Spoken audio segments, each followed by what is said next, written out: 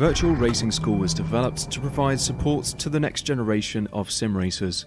No matter if you're a rookie or veteran or what car or track you'll be racing, our goal is to provide training every step of the way.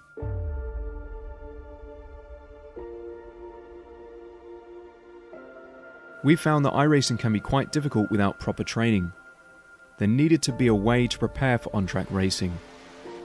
With VRS, you can literally learn from the best sim racers in the world, including 4-time NASCAR iRacing World Champion Ray Alfala. And Ray Alfala is a 4-time champion of the NASCAR Peak Antifreeze iRacing Series.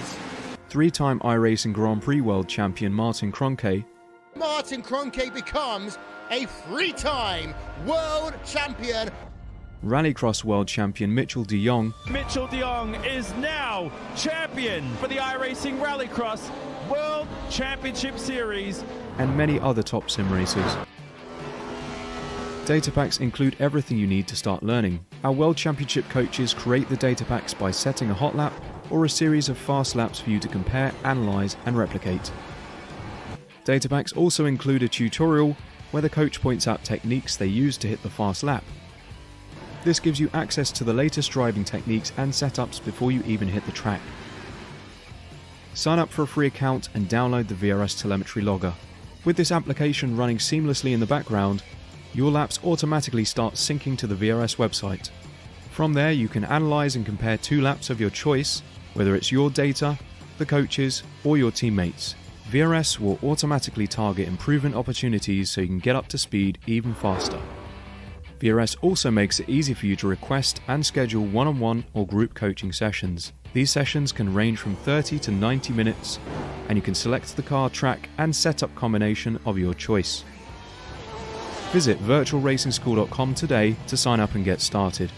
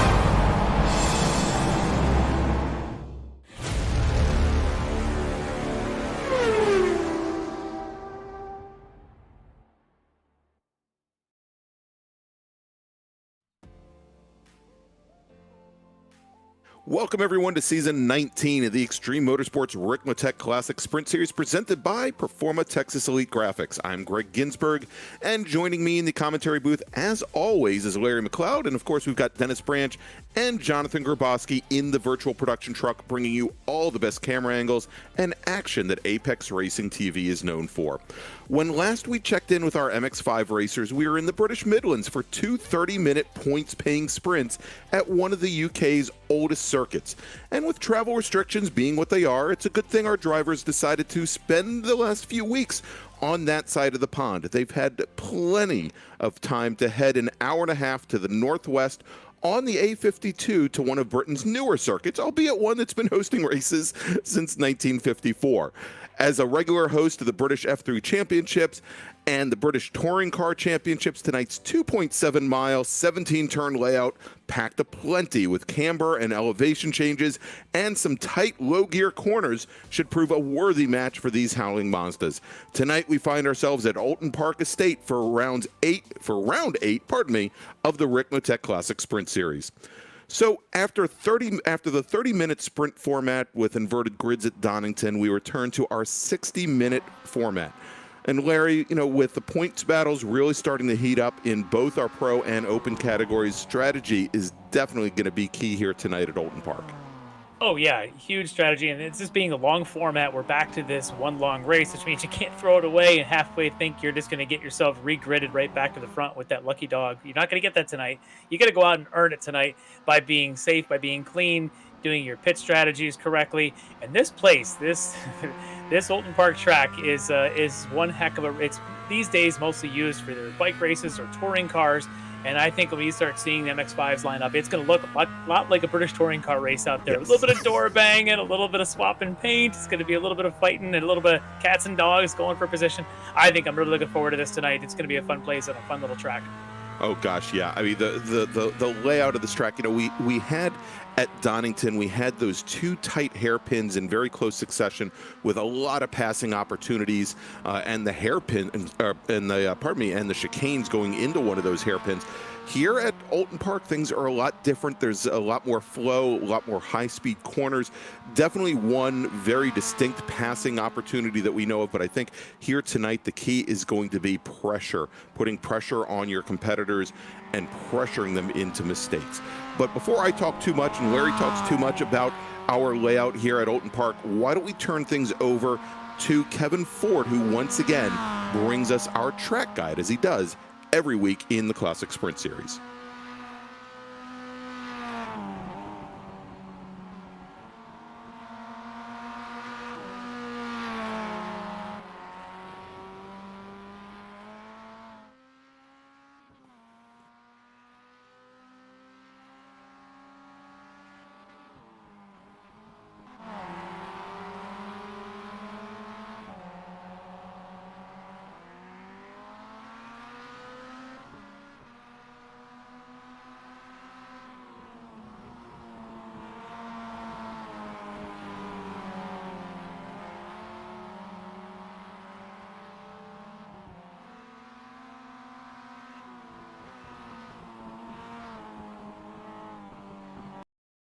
Welcome, everyone, to the beautiful Oulton Park, located here in Cheshire, England. What an incredible racetrack this is. I love driving this course. 17 corners around this place and 2.7 miles of excitement. Let's get it started here as we head up the front straightaway. You'll notice our pit area to the right and all of the fans standing to our left here, looking out over the guardrail across this start-finish line. As we head down into turn one, you'll notice this is a very tight wrapping exit. Very easy to get off tracks right there coming off that corner. We're going to head down into a little switchback section here to the right. This is known as Cascades. This will bring us down into turn three here. Get a nice rotation to the bottom so we can get a good launch up off this corner. This will bring us up onto the straightaway, take us by that beautiful lake here to the left. Of course, the trees have grown through. It's hard to see that over there. But coming down into this next corner here, this is turn four. Very fast sweeper to the left, and then you've got to get right on the brakes here. Down into one of my favorite corners, Shell Oil's corner. Right back up out of the exit. Nice banking there to get some good speed up off of that corner. We're going to go right into Britain's here, which is the left-hand, right-hand chicane. That straightaway, then you got to head up over Hilltop. This is where overtaking happens probably the most here. With this configuration, the international configuration, this will bring us down into Hislops, another right, and then a left here. And we want to get all the way back left so that we can set up our entry for Knickerbrooks. That's a very tough corner right there. To get that just right, to get some good speed coming up the hill here. We've got two left-handers, turns 13 and 14. This will then bring us into Druids, a double right-hander. Very fast entry. Want to set up that exit just right. Get that car right down to the bottom and shoot off that exit up over the hill here underneath the Carlew Bridge. And then down into Lodge Corner here. Heavy on the brakes.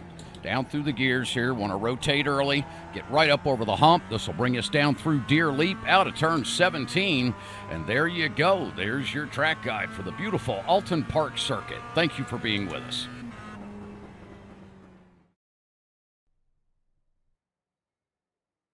All right, and thank you to Kevin Ford for that track guide once again. And you know, we had to go back into the paddock and find Kevin there. He wasn't quite on the grid and ready to go, but Larry, he gave a great rundown of pretty much everything that we were talking about here at Oulton Park, and how challenging this circuit is going to be for our MX-5 drivers. And so out on track right now, we've got our drivers. They are starting their 15-minute lone qualifying session. Actually, we're about 2.5 minutes into that qualifying session, where, as always here in the Classic Sprint Series, our drivers, they will get 4 laps to set a fast time to set the grid for tonight's race. So we're watching right now Mitchell Peak, and he is out there in that number 56 machine. And we do have 2 different categories. We have our pro category and our open category. When you watch these cars out on track, you'll be able to notice the difference.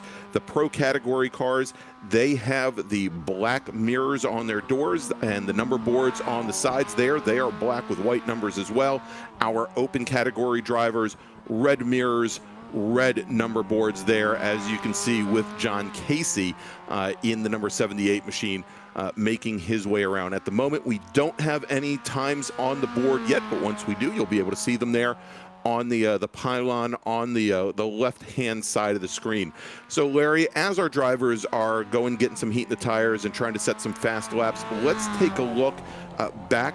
It's been almost a month now since we were at Donington, and we had those 2 30-minute sprints.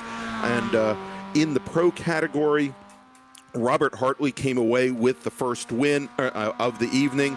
Mike Dam finished second, and then Mitchell Peak breaking up that chance for an Orion Racing threefer. Mitchell Peak from Esports Racer, he finished third on the podium. Schwenke and Randall McGrew just off in 4th and 5th. And of course, at the end of that first race, what we would do is we inverted the top 10 finishers.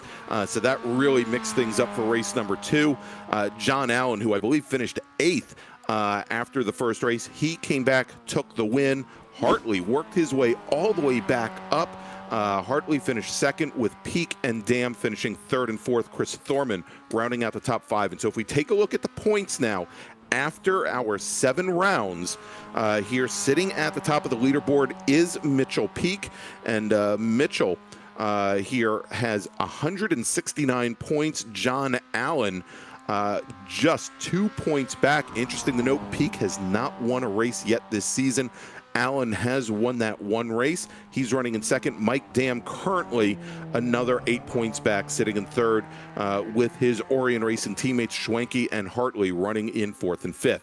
And so if we take a look now over at the open category, taking the win in race number 1 was Nick Parsono in the number 79 NAP Motorsports entry. Steve Daniel in the SKKJ entry finished second, with Greg Brockway third.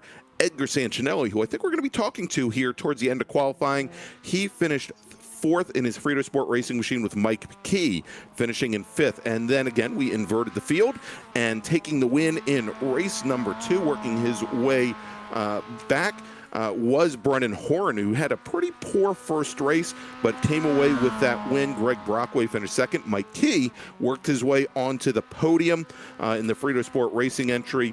Edgar Sancinelli finished 4th. John Casey finished 5th. And so let's take a look at the points now in the open category.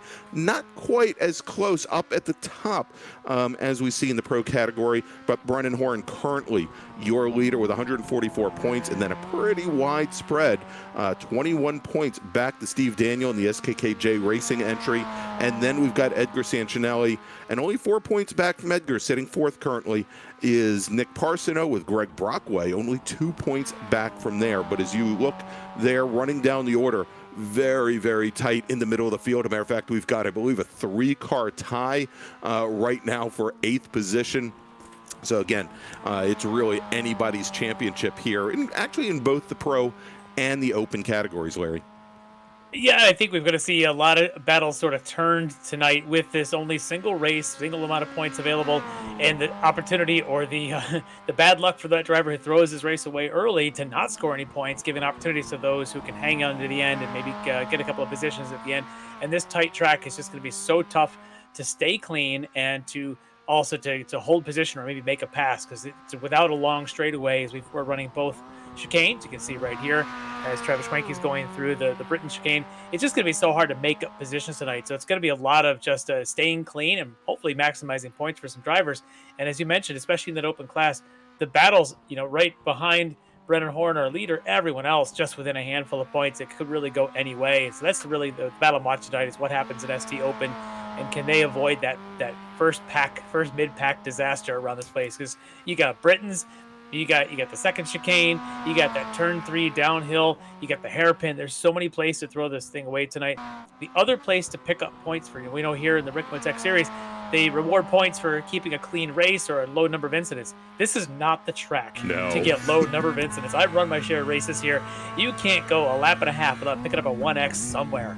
Whether it's hard to keep all four wheels on the surface here. Oh, absolutely. You got the exit of turn 3 Cascades. If you just put your left tire, right side tires a hair too wide, boom, you're picking up a 1X.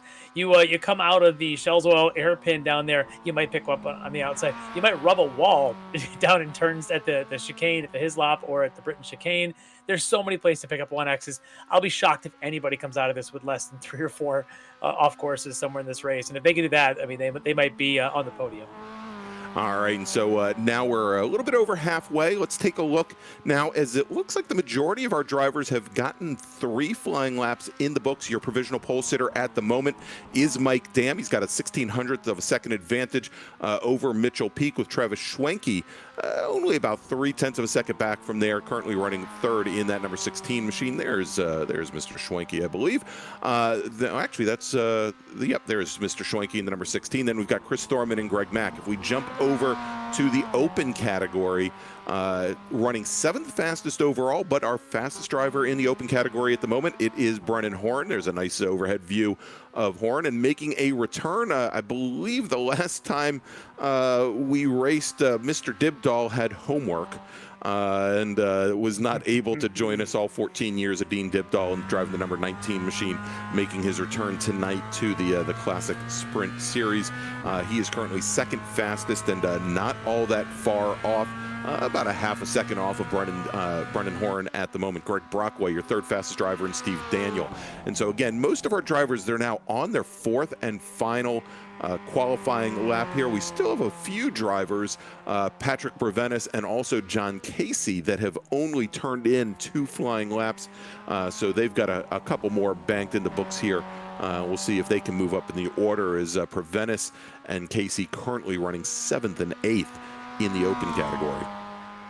A good lap just put in there right at the end. Travis Schwenke now sitting provisionally on the front row right next to Mike Dam, just bumping Mitchell Peak, who still has a lap to complete. Actually, he's in the pits. He might not be able to get that done. Want to make a note, though, about Mike Dam. We've seen some great raw speed out of Mike this whole season, but he just doesn't have – he's got 1 win in all the rounds we've gotten so far, but we've seen him on pole. We've seen him run in the front at some point during the race.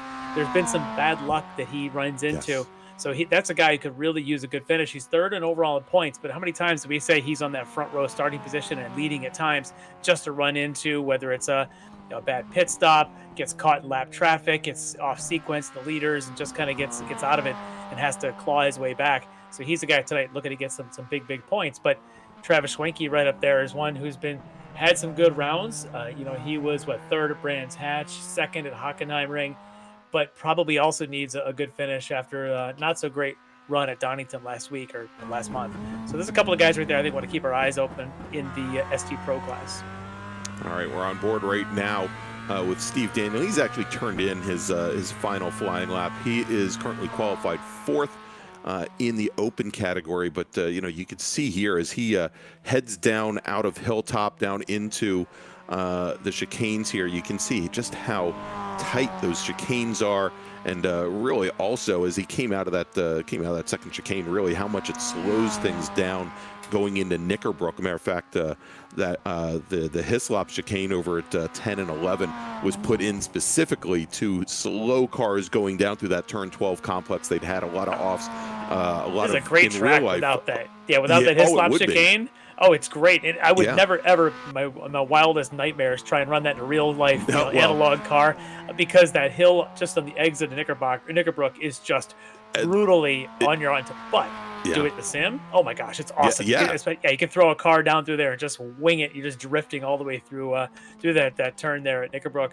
But it's also just asking for all kinds of wrecks and damage, which, as you're saying, which is why it's there. They had a lot of injuries over the years, and maybe even, and actually a couple of deaths as well, that caused them to rework that corner. Good fun to sim roll, though. Yes. Press reset and go at it again. Yep. Free car. There you go. All right, we're on board right now with Edgar Sancinelli. And let's see, Sancinelli actually just out on his very first flying lap. Now, Edgar was supposed to join us here in the interview booth. And this is going to be interesting. Maybe he'll call us while he's driving on his lap to give us like a live play-by-play, or maybe he just got a bit of a late start and he's going to just cancel the interview.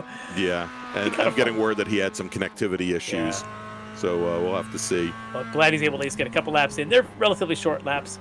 We can at least get at 2 minutes to go. He should be able to get a flyer in before time runs out. So he's currently sitting fourth as he got his first lap in. Yeah, and it looks like he's a little off the pace there on the current lap. You can see he's driving offline. Gonna cut right through the old chicane there, and maybe he'll join us in a moment. So we'll see. Keep our eyes out for Edgar. All right, back on with John Casey, who is one of our last drivers to set his fourth flying lap. He has. This is on his cooldown lap here. I only show, other than Edgar, I only show one other driver, and Edgar actually managed to get up with that single flying lap that he put in, up into fourth in the open category. The only driver I see at this point who has not turned in 4 flying laps besides Mitchell Peak is Randall McGrew. And I don't think McGrew has put in a lap time yet. Yeah, he's gone around the track 3 times, but that's the nature of this place I was talking about with those 1Xs. And again, if you're not familiar with the iRacing platform, if you go slightly wide on the outside of a corner, or if you cut the apex a little bit too tight, it's like getting it off track. And like if you watch Formula One and they nullify your time, it looks like he may have tried that 3 times, or perhaps hit one of those barriers at a chicane or some other thing that may have caused his laps to be disqualified. And so right now, he looks like he's going to start from the back of the pack in the ST Open group. Actually, the whole field there. The whole field, yeah. Yeah. So he'll have some work to do. All right, so we've got just a bit under a minute remaining, but it looks as though at this point, since Sancinelli hasn't gone back out on track, it looks like all of our drivers. So we got 30 seconds, Greg. What's our prediction? Do we have a nice clean lap 1, or are we not going to give anybody the commentator's curse? I don't want to give it to him, but Larry and I were discussing this before we went on the air, and we were trying to, try to pick a corner where we might see the. Let me put it this way: I'll be thrilled if we've got a full field by the time we get to Druid's Corner, turn 15. I'll be shocked but thrilled. and I think that's where you go. I took the easy way out. I was looking at the drivers just kind of understeering and pushing off outside of the hairpin at Shell's Oil Corner. But I think the especially going into that first chicane in the Britons, it is very, very tight. And the drivers, they've got to get on the brakes. Actually, almost a double brake there for the first part, the left-hander, and then do it again going into the second half. And it may bottle some cars up there, but we'll have to see as our drivers are going to go out in a second here. Larry, let's run down the starting grid. All right, so on the pole tonight, the Canadian from Orion Racing, it's Mike Dam. Just on the outside of row 1, his teammate Travis Schwenke. On the inside of row 2, I know it shows an American flag. He's also a Canadian. It's Mitchell Peak from Esport Racer. Alongside him, D2D Esports man himself, Chris Thorman. On row 3 on the inside, Esport Racer Greg Mack. He'll be lined up alongside Street Survivals, Jeff Jacobs. We get to row 4, and we start to get our ST Opens in here. Our ST Open pole sitter from Esport Racer, it's Brennan Horan. He'll be lined up against the one and only Dibdall Racing, Dean Dibdall. In row 5, a couple more of the ST Opens. This is Greg Brockway, Esport Racer on the inside of row 5. On the outside, Frito Sport Racing's Edgar Sancinelli.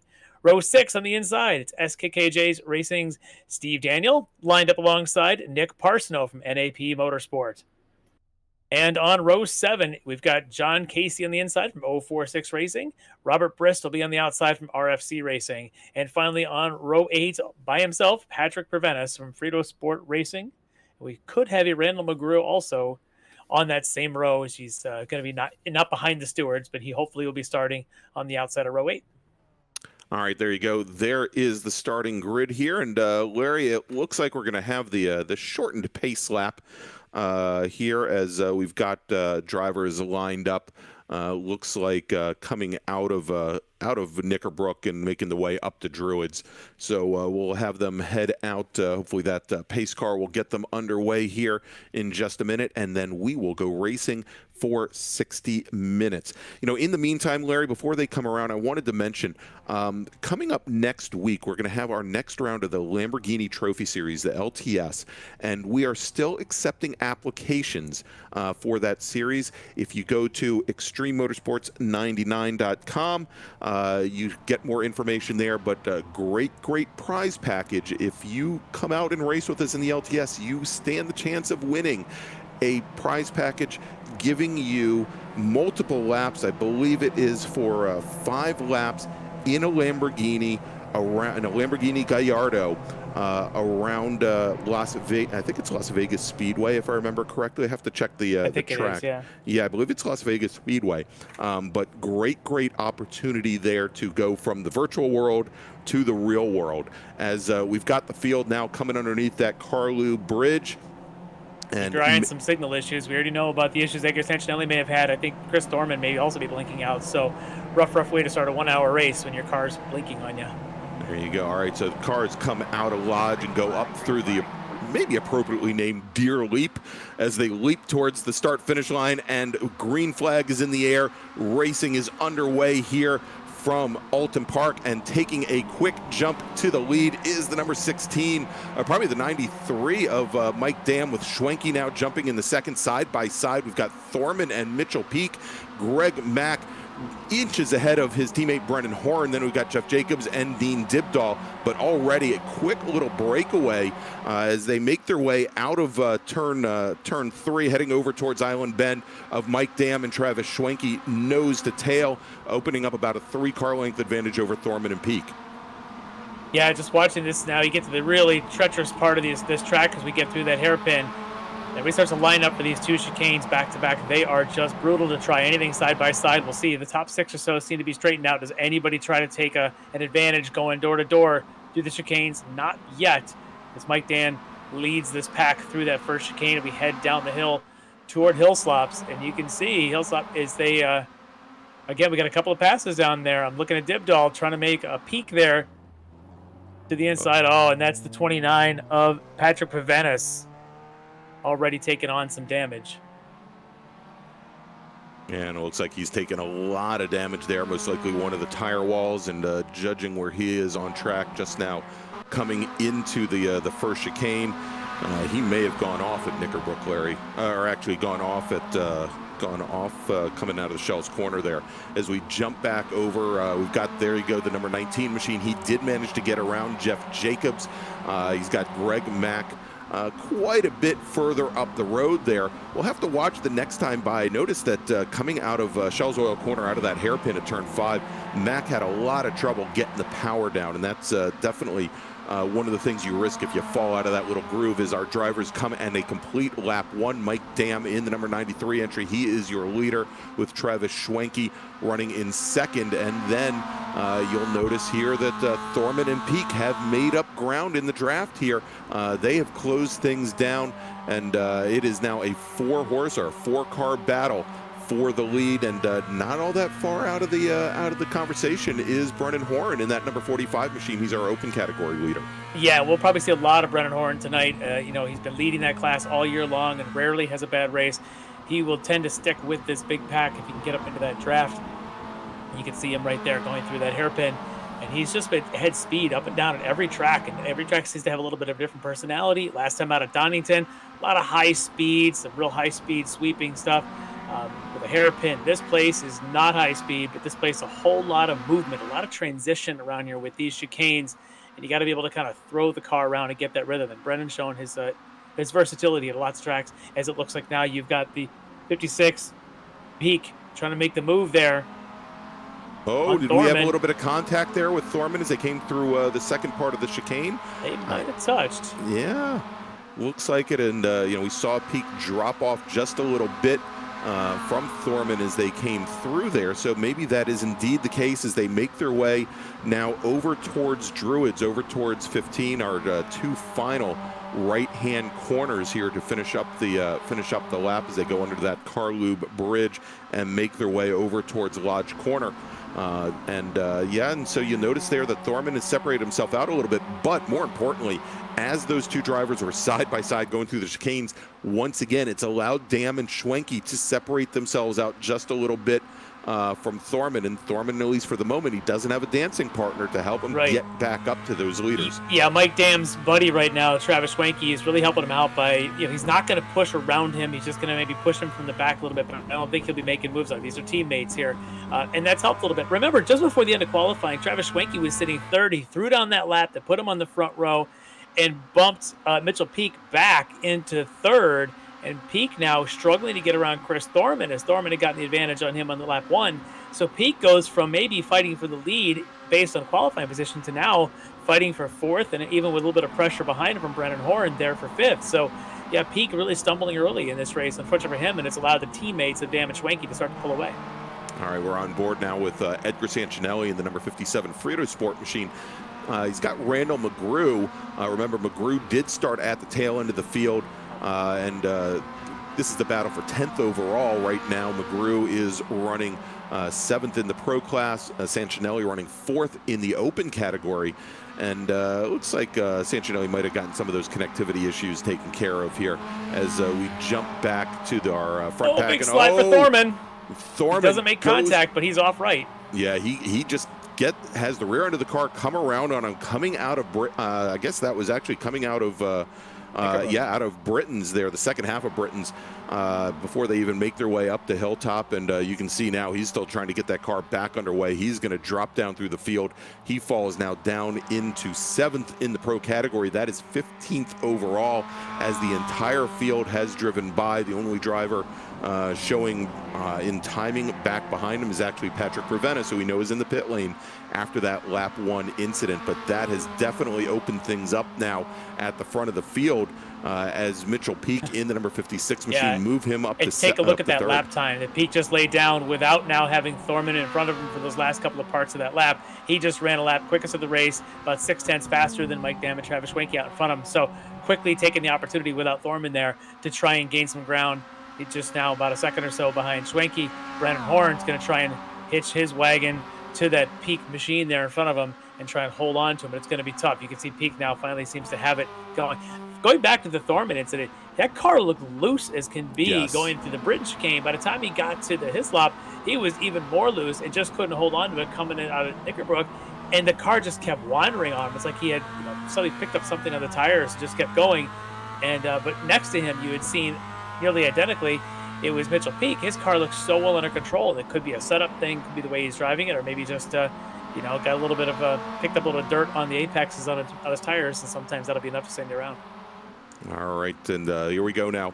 Side by side, we've got Dean Dibdahl side by side with Greg Mack. This is the battle for 5th overall. Mack in the pro category, Dibdahl in the open category. Dibdahl does give way going into the chicane, however, and I think what Dibdahl needs to do is he needs to take a quick look in that rearview mirror as he's got Jeff Jacobs right behind him. And, Dibdahl has found himself many, many races this season right around Jeff Jacobs, and we talk over and over again about how wide Jacobs can make that car. And I'm sure Dibdahl, if he wants to continue a march up towards the front, he's already picked up 2 positions since the start of the race, does not want to end up behind that yellow number 38. He definitely does not, but I tell you what, he's throwing that Miata around like it's a go-kart. He's just got the back end flip-flopping like a drifter just everywhere. And it's on the verge of out of control, but I think he's maybe just antsy behind Greg Mack. He just wants to make that move, and he can't find. This is a tough place to find a spot. And Greg right now is doing his best Jeff Jacobs impression and keeping a wide car, allowing Jeff to stay right up behind young Dibdahl there. But Dean's going to have to be patient and look for a place for Greg Mack as opposed to trying to throw the car around and maybe lose control there. and give up that critical spot, as you mentioned, to someone like Jacobs, who once you give up a spot to him, good luck ever getting it back. Exactly, yeah. And, and I was watching Dibdall as he went down into turn 1, and you can see it right there where he really is. He's got a loose car, I think, to begin with, but you can see he's really cranking the wheel. He's throwing the car into the corners here. And, I think early in a stint, early on the tires, that might be a good sign. But Oulton Park works those left-hand tires pretty darn hard. Yes. I don't know if a good strategy is going to be taking two left tires during the pit stops tonight for Dibdall, but he might need it.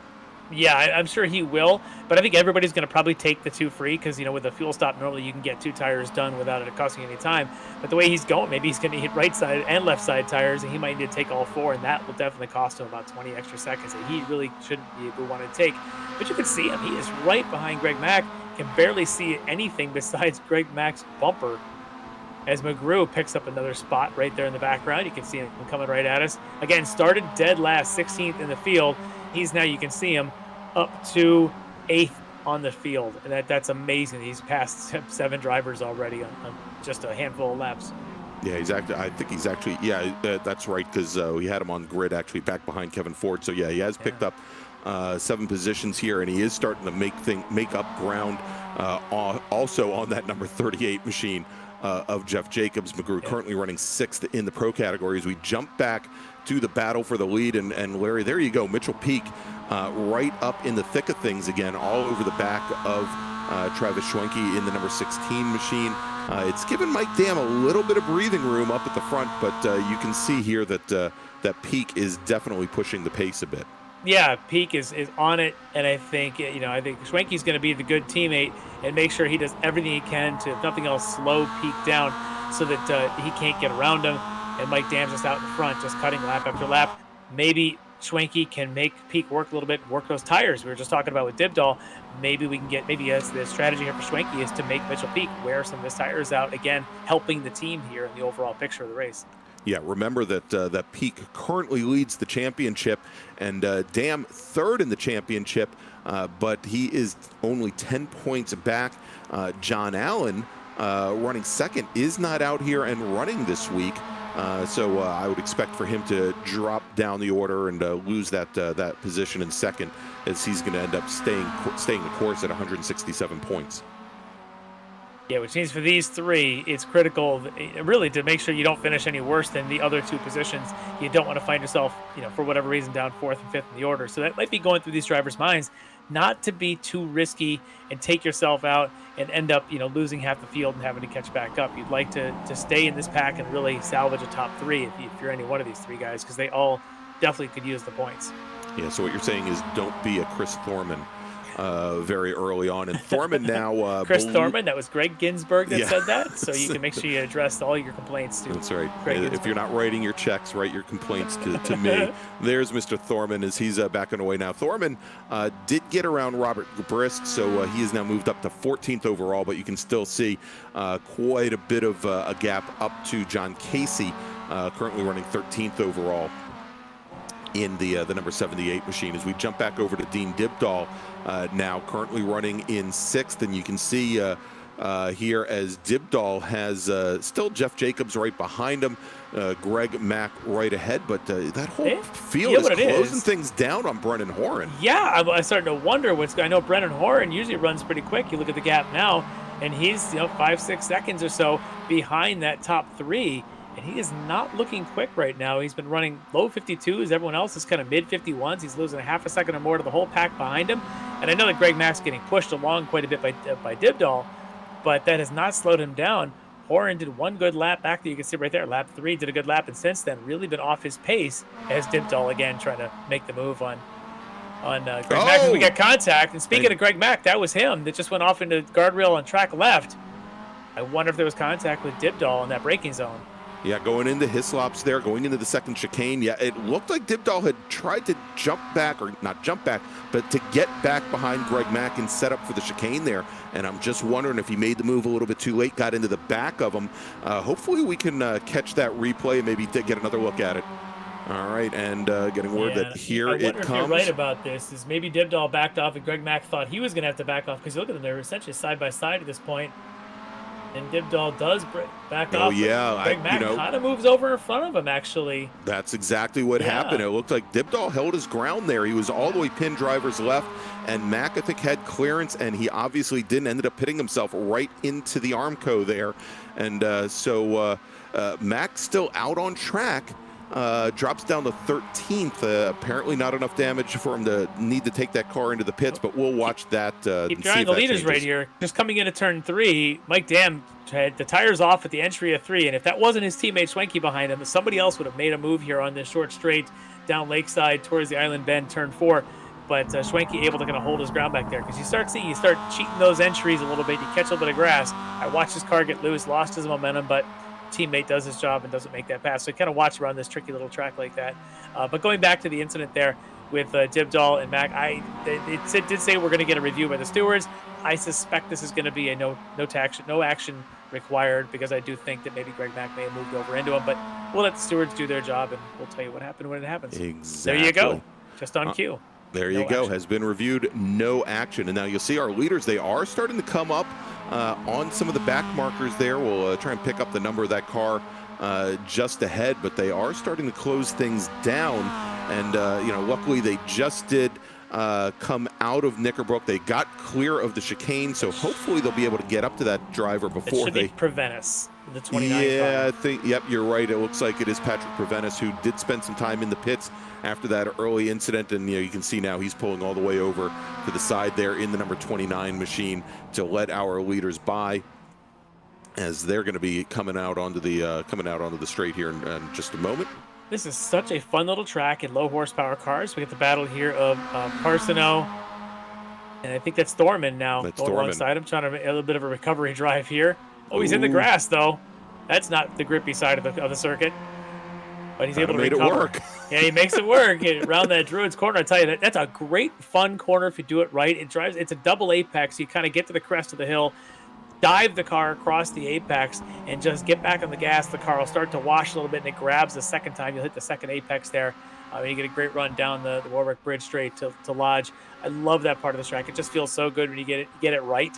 It's got a very, very rewarding part of this track. I love this track. I think I've raced here in Skippies, in the new Formula V races wonderfully. It was a great track for the V, the Spec Fords. It's anything that's, sub 200 horsepower, lightweight cars. It is fantastic to race around this place. You can do side by side in so many spots. The straightaways are just long enough, and it's just such a fun, perfect track for the Miata. It's about the biggest thing you'd want to put in here, but it's so much fun with these guys. Those tire barriers, though. Those tire barriers, they're big. Real tire barriers they give. These do not. These made out of marble or something, because they'll destroy a car if you catch your. Reminds me of the final, the hairpin at Sonoma. Yes, the same thing just where like those. Yeah, at the very end of the race, when somebody's drivers start to lose their focus, there's inevitably always one that goes into the tires. We'll be watching that here as well. One of those things they just haven't modeled accurately yet is tire barriers and how soft they should be, but in here they're made out of diamond. All right, so we're on board now. This is the battle for the lead in the open category. We've got Brennan Horn in the number 45 machine. We've got Dean Dibdall and the look at McGrew. Yeah, Randall McGrew, who is in the pro category, who started off at the tail end of the field. He's going to go side by side with Dibdall, and he's got pace as they come out of the final corner, out of Lodge, and onto the front straight here. McGrew has turned the second fastest lap of anybody in this field. Mitchell Peak's got a 50.3, and McGrew's done a 50.9. Not this lap, obviously, but his pace is tremendous right now. Like I said, he's gone from the back of the field all the way now up to running order 5th. And some of that's some people flying off, but you saw what he just did right there and make those passes. Those are manly passes right there. And if Dibdall was smart, rather than starting to fight McGrew, I just tuck in right behind the guy and let him pull me back up to Horn. Now Dibdall lost a lot of ground to Brennan Horn going side by side with the number 67 machine, but given the pace, and McGrew has turned, I believe, almost 4/10, almost 5/10 of a second faster tonight than Brennan Horn. just let him pull you down the track Yes. and use him to just kind of sneak on by Horn if you can, as they come down over Hilltop, the tallest portion of the track here, and make their way down towards that second chicane over by Hislops. I tell you what, you just watched Horan's car going into the Hislop there, really squirrely under braking. Yeah. The car just dances all over the place. I wonder if he's running a little bit like extra front toe out the car, or he's got an odd brake bias or something that's causing that car to be extra squirrely right now, whereas McGrew just looks solid, completely solid out there right now. And you watch, here's that double apex. I love this. Going to hit this one, ride it out, catch the second one, and just let the car float. What a run McGrew's having now. He might take a peek on Horan right now into this last corner. Yeah, and you can see there is Horn now under attack by the number 67 machine, and Dibdall maybe is listening. Looked like he managed to hold on to McGrew there, at least for a moment. But you even saw there through that double apex right-hander where McGrew was almost inch perfect, and you could see where Horn drove wide in both places, and McGrew was able to get a great This is run a out tough of the place corner. to pass. He's going to try and make the pass. Going into 3. Horns on the curb on the apex at 2. And look at this, right down that inside on what may be the longest straightaway of the track. He's maybe victim to a counter move here, but McGrew is just going to hold his line on the inside. We got a good view of the inside of the car there. Go right down the inside, and look at the gap. Just nothing there. What a great move by McGrew. That is gutsy. Yeah, I mean, there was the smallest little hole there. He pushed it right down to the apex and was able to sneak right underneath Horn. Horn had to push wide there, and it gave Dibdall just a little bit of an advantage there. Was able to close right back up to the back of the 45, and now Horny's going to have to continue to watch a little bit behind him. But it does look as though Horn, for as loose as that car appears sometimes under braking, we're going to see it here again coming down the hill. Looked a little bit better going in. I still think Dibdall's throwing that car around quite a bit, Larry. I'll be curious here watching Horan now. Does he have a chance to kind of take a little lesson and kind of go to school behind McGrew and learn a little bit of his line? Because McGrew's pace is just flying right now. And he just watched him walk by him in one of the hardest corners to pass on. Maybe Horan will kind of sit behind him and say, wait a second, where's his line? Because he does have to defend against Dibdall, as well as Jeff Jacobs right back there. Horan needs a little bit of lessening right now on how McGrew is attacking these corners and how he's really floating around here just beautifully. I'll tell you though, is especially under braking, whereas Horn's car doesn't look very stable. Usually mid-corner to exit, the car kind of plants itself, and you can see that in many of these corners, especially the sweepers, Horn carrying a lot more speed out of the corner than Dibdall. Just unfortunately, the way this track is configured, you can't really do all that much with it because you have another turn complex coming up on you so very quickly there. As we see Horn jump over the curbing, that certainly, I'm sure, did not help out. He's using that curb at the apex of 2, which you can kind of get away with. And they did it when McGrew went down the inside of him in the previous lap. And I thought Horan was going to come jump back out of the track right in front of McGrew. Was able to hold on to it. But he's just using every inch out there to try and get better lines. But honestly, staying behind McGrew right now, if he can do it, hold off Dibdall, so get a good shot of Dibdall chasing him there. Right now, that'd be the best thing for Horan, is just to stay behind McGrew, watch his lines, and maybe these two can start to pick up a little bit of pace here in the heart of this race. 60 minutes, you get from the 15 to the 45 mark. You just got to turn laps, turn times, and set up for your pit stop. Compete and try to race and go door to door right now probably isn't the smartest thing. Just turning fast laps is a way better move for the long run.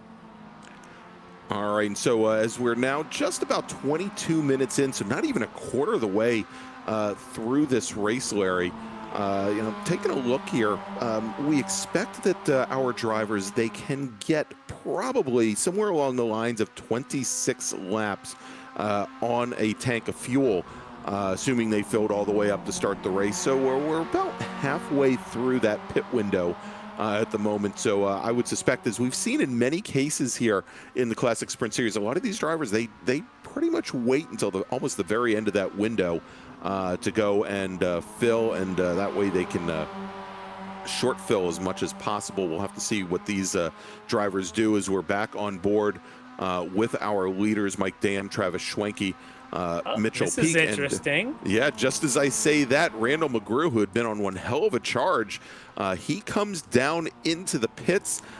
Pits from, I believe, 6th overall. And so we'll see. Here's, I think, what just happened. I think we just had our first drive-through for the number of incidents. Oh, yeah. The driver incurs more than 20 incidents, they are required to do a drive-through, and I think that's what we just saw. Maybe part of why his pace is so good, he was exceeding a couple of track limits, which if you do around this place, and we talked about this at this opening, this place will kill you on those track limit 1Xs, and I think McGrew just fell victim to him. That's right. And so here and at 26, I think 26 incident points, they get a drive-through penalty. And the important thing to think about here, Larry, is for every 5 after that, you get another drive-through. Yeah, I think it's only 21. I think it's after your 20th you have to do a drive-through. Well, no, I get here after 21st, you lose a championship point.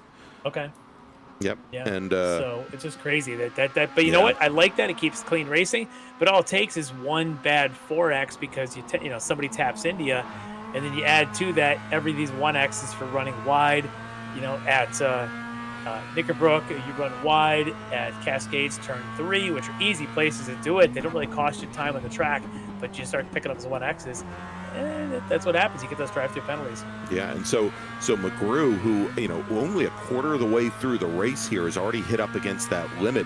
We're going to have to see how that affects his pace. Obviously, I think he's going to be much more cognizant of the track limits here and keeping that car, on the at least on the curbing and not off in the grass there on the outside of some of these corners. As we jump back over to our leaders, we're back on board. Sitting right now behind the wheel with Mitchell Peak, and you can see here how our top 3 continue to. I don't want to say they're working together, but at this point, I mean, you don't see any real passing attempts here. It looks like, although you can see there, Schwenke maybe getting a little defensive, going down into the hairpin over Shell's Oil corner. Doesn't seem to hurt him all that much on exit, however, there as they come out. And I think part of that was that Peak probably was giving a little bit of a deference to Schwenke there, maybe getting out of the throttle a little bit so he didn't collect them. Yeah, well, we did a few minutes on board there. We saw him obviously going around that turn 4 and into the Shell's Oil hairpin. We also were on board through the Cascades, a turn 3 downhill left-hander. Mitchell Peak's line was perfection. You just watch him, the way he turns it. It almost feels sometimes like you're turning in early. There's a lot of grip down at the apex at 3, and he just nailed it. And then as he caught the back of Schwenke, he just kind of backed off. Like he didn't need to catch him. He could easily be fuel saving right now and try and undercut these guys towards the end of the race with a fuel stop, because Schwenke is working his tail off to stay in between Peak and Jam. I think Peak is the fastest driver of these 3 right now, and he's just saving it. He's just hanging on to it for when it counts. Yeah, and you may see where Dan may be getting into the clutch and maybe rolling through some of these corners at some points there, but I think it's pretty clear with Pete caught right in the draft that he's probably doing the best of the 3 as far as fuel savings. As we go back now to the battle for the lead in the open category, as Dean Dibdahl right back on the rear bumper of Brennan Horan, at least for the moment, and we'll have to. They've worked their way clear of the 38 machine, Jeff Jacobs. So Dibdahl probably doesn't have to look in the rearview mirror all that much. But let's see if we can follow this for a little bit and try and track. We knew that Dibdahl had been tossing that car around a little bit. Saw a little bit better corner exits from the 45 machine. Let's see where they make their speed around here. I'm wondering if Dibdahl was paying as much attention to McGrew as I was saying that Brennan Horan should do, because Dibdahl immediately, once that penalty was served there for McGrew, Dibdahl was right up in the back of Horan saying, all right, I know where to go fast, let's go. And just pushing him into these corners. You see the speed he's carrying here around turn 4. The key to getting a great lap is kind of this. You get a nice wide, crank the car down in the apex, and just get on that gas early, because a lot of grip down there. And I think Dibdahl might be doing that just a hair better than Horan, although Horan this lap got a pretty good exit. But yeah, I think both of them, it's going to come down to who can stay off of those little walls there and stay off of those 1Xs, as we've seen McGrew fall victim to. Now, it had been earlier in the race, it looked like coming out of the second hairpin here, which we're coming up to right now, that the 45 machine was getting a much better run than Dibdahl, but that doesn't seem to be the case any longer. And you can see there as Dibdahl gets the car down to the apex, maybe turned in a little bit early there, but again, slightly different style. Throwing the car around is definitely working for him, at least early on in the race. Question is going to be whether or not he's going to still have a car underneath him towards the tail end of this stint. Yeah, and I'm thinking Dibdall is very quick getting on to that uphill straight there, heading towards to Druid's corner. But like you say, how well is that car going to be there at the end of the race with all this fighting and pushing that he's going to be doing? And as we watch now back to the leaders, you saw Peak run wide there, and that's that turn 1. That's easily a 1X that he just picked up there. Probably didn't need to running in this train, but that's how easy it is around here to pick those things up. As Dibdall trying to make the move on Brennan Horan. Not able to here, but maybe get a run coming out of turn 1. Maybe try and make the McGrew move and go to the inside down in 3, but he's going to peak. I don't think he's going to do it, though. Good little battle going on between these two. Yeah. Jeff Jacobs just sits and watches. And what you saw Jeff Jacobs run wide there at turn 3, that probably just picked up a 1X. Again, that's how easy it is to pick them up around here. It looks so innocent, but you start seeing the little 1X come up. You give yourself a little growl, like, it was dumb, and you try not to do it again. And 2 laps later, you do it again. You do it again. Usually in the exact same place. Oh, yeah. Yeah. All right, so there they go, coming out of turn 5 again. And, yeah, you know, Dibdall, he just can't seem to get quite close enough. You know, of course, we saw him a couple laps ago as he was really attacking Greg Mack coming down the hill and going down into the Hislops, into the second chicane here. He just cannot quite get close enough, cannot carry enough speed out of the first chicane to do that with Horan. And Brennan Horan there, you saw him under braking, put the left tires in the grass. I've seen so many races end because of that. He's got to be super careful. All it takes is anything more than about 20% of your left tires in the grass. Your car is going to go around into that braking zone, and you're going to give this spot up all this work you're doing. So he's really got to be watching for that. Dibdall probably saw that as well and knows that Horan's going to be a little bit on edge going into the next time. But Dibdall looking for any opportunity, just can't find it. No, and you can see, for example, there going into Lodge, into the final corner here, much earlier on the brakes, much harder on the brakes, not carrying quite the speed through there that the number 19 machine is doing. But Larry, as we jump back over to the leaders here, let's take a quick break. We're just about halfway through this 1-hour battle here at Oulton Park with Classic Sprint Series. Let's take a break. We'll come back then and pick up the action in just a few minutes. You are watching the Extreme Motorsports Ricmotech Classic Sprint Series presented by Performa Texas Elite Graphics here on Apex Racing TV, and we'll be back in just a moment. Ricmotech, high-performance sim racing equipment. Whether you're just looking to have fun, train for race day, or become a serious esports competitor, Ricmotech has you covered. Hundreds of name-brand parts. Support from experts that love sim racing. Trusted by the pros. There's only one place to go, Ricmotech.com.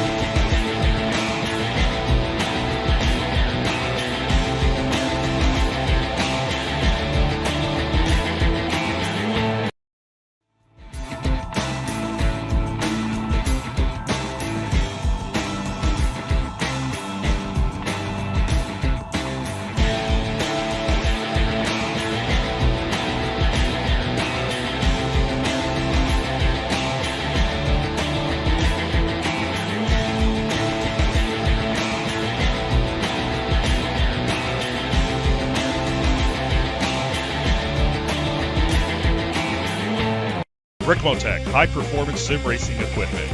There's only one place to go, Ricmotech.com. All right, and we're back here at Oulton Park for the Extreme Motorsports Ricmotech Classic Sprint Series presented by Performa Texas Elite Graphics. I'm Greg Ginsburg along with Larry McLeod.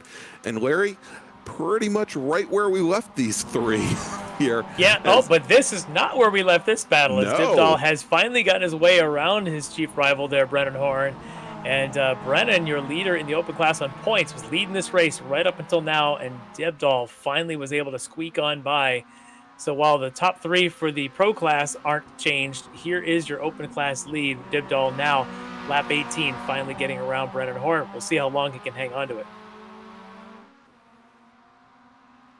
Yeah, and we'll see here if, it was pretty clear that Dibdall was put. Oh, there goes Horn again. Trouble under braking. Horn off, and that time, Larry, I don't think he dropped the wheel, but he just didn't get his braking done, I don't think. He did not, and I think he was worried he was going to run into the back of Dibdall, so he just bailed on it. Probably the smart move. Luckily for him, all he picked up was a 1X by going off track there.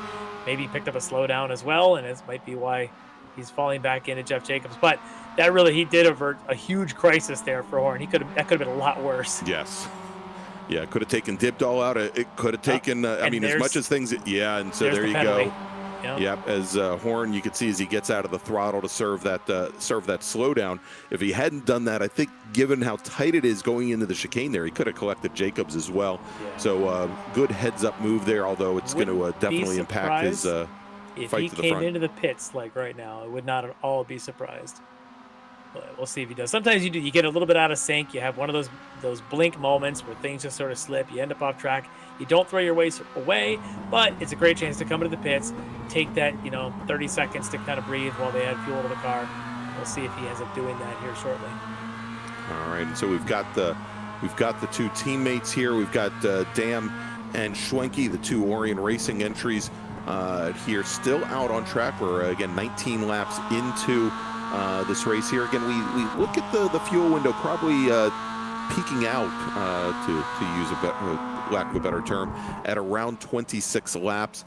And while we were at commercial, Larry and I were discussing what strategies might be for Mitchell Peak in that 56 entry if either Dam or Schwenke decided to take to the pits. Yeah, and I think the one thing, it kind of goes a couple different ways. If Schwenke pits first, I think Peak probably holds form and stays behind Mike Dam. If Mike Dam pits first, Peak may think he's got enough speed to get around Schwenke and to try and lead that twosome and try to burn a couple of good laps and not allow Schwenke to hold them up, forcing them to maybe pit a little later. The other thing that Peak could do is just wait till both of them go, assuming he's doing some fuel saving, and try and pass them both by a much shorter pit stop as late as possible in the race. So for Peak, he's kind of in the so-called, I guess, in the driver's seat, for lack of a worse term, to be able to make the decision here when he pits, because I assume he's got the most amount of fuel still left on board. And if you're Mike Dam, you pretty much are at the will of what's going on behind you, and you got to just make sure your pit stop executes perfectly. So, Larry, you remember at the beginning of the race when we talked about Dibdall needing to hold off Jeff Jacobs because he's probably the toughest guy to get around on the track here, and you can see Brennan Horn now. He's locked in behind that number 38 machine, maybe Horn is actually trying to do a little fuel savings himself, trying to draft off the back of the 38 machine, but you don't see the aggression here at this point that maybe you saw from Dibdall early on. No, I don't think anybody in this track was as aggressive as Dibdall, except for maybe Randall McGrew.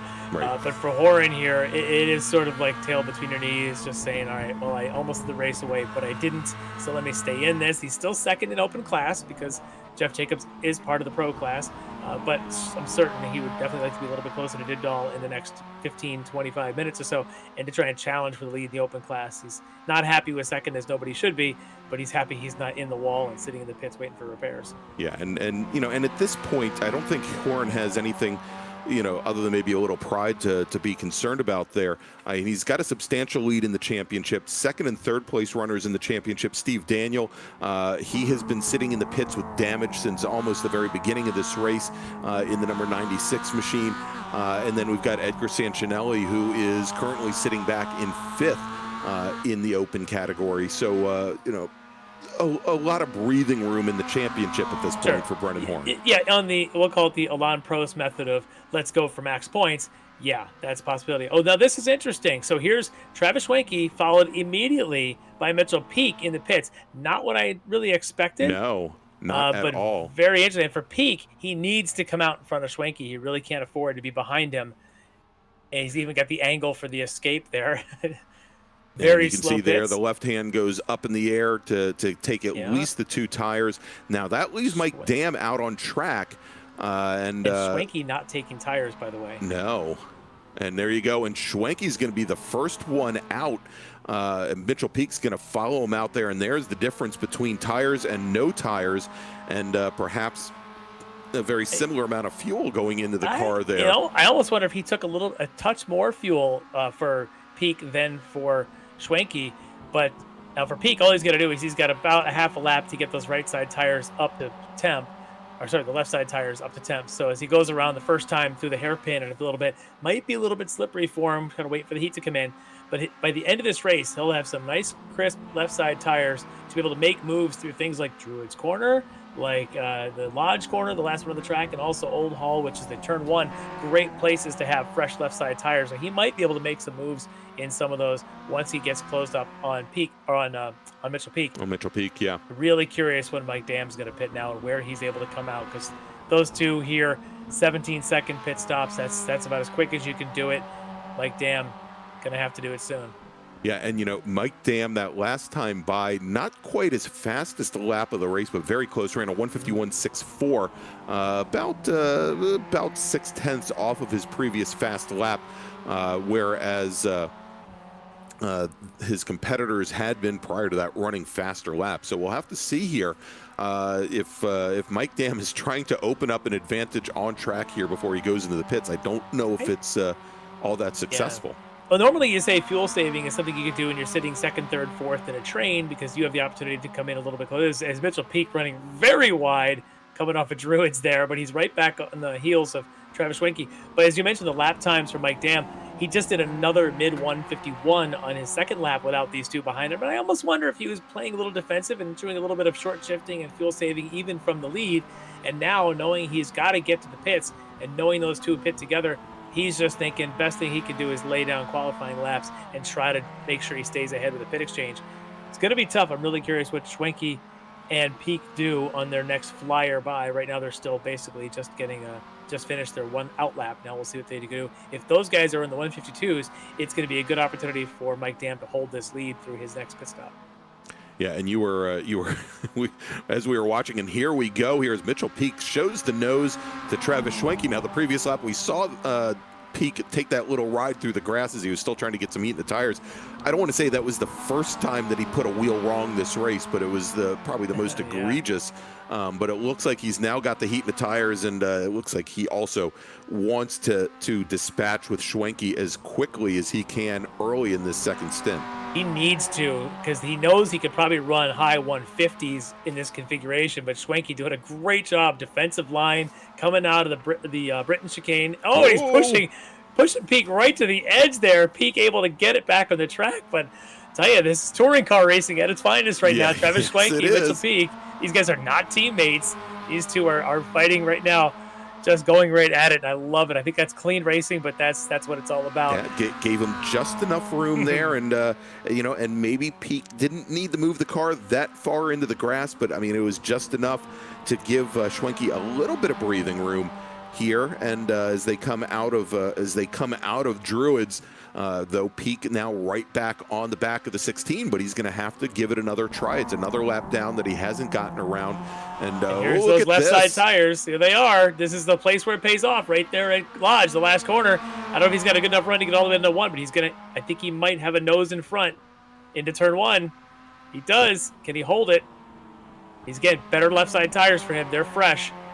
Look at that. It just sticks like glue. And is Schwenke going to be able to get the over-under? No, he is not. So move Mitchell Peak now around Schwenke. For the moment, that puts Peak in the 4th, Schwenke in 5th. But again, Mike Dam, our current leader, has not headed into the pits, nor have Dean Dibdahl and Brennan Horan, our open class 1 and 2. And they are currently sitting on track just behind Mike Dam. So I want to take note of the lap times here. Peak and Schwenke last time by 151.7, 152.0. Mike Dam a 151.0. He just backed it up, I think, with a 151.3. So Mike Dam is flying around here right now, and he is pulling away from these guys. So Peak right now needs to do everything he can to cut. This lap has got to be a 50.9. to make sure that Mike Dam doesn't pull away. Otherwise, Dam's going to come right back out of the pits where he goes in, and that's in the lead. Yeah, now, of course, we'll see here if Pete completes a lap without putting two wheels in the dirt going down into the chicane. He doesn't do it there. So I do wish we had the live counter on incidents. Gosh, We were talking about that during the break, that the technology from the iRacing isn't quite there yet for the commentators and broadcasters to know how many incidents these guys are getting. But once that's available, I'm going to love it for exactly a race like this, because you and I have watched. How many times have we seen Peak run a little wide at turn 1, a little wide at turn 3, and then all these offs he's having there? Easily could be racking up in the mid-teens, the number of incidents already. So he's got to be watching it, as we've got Mike Dam now.